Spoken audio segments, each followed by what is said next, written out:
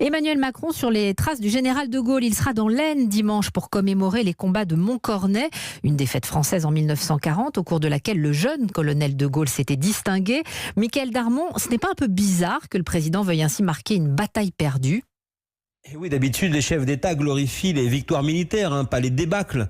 Mais il faut comprendre que ce rendez-vous de Montcornet, c'est un acte d'exorcisme pour le président qui veut rendre hommage au courage des soldats français face aux Allemands. Courage, c'est le mot-clé de ce déplacement. Un courage incarné par l'attitude du jeune colonel de Gaulle. Une leçon d'histoire qui lui permet de délivrer un message politique, un exercice qu'il adore. Cette fois, il faut chasser le souvenir de cette défaite de 1940 due au manque de préparation de l'état-major.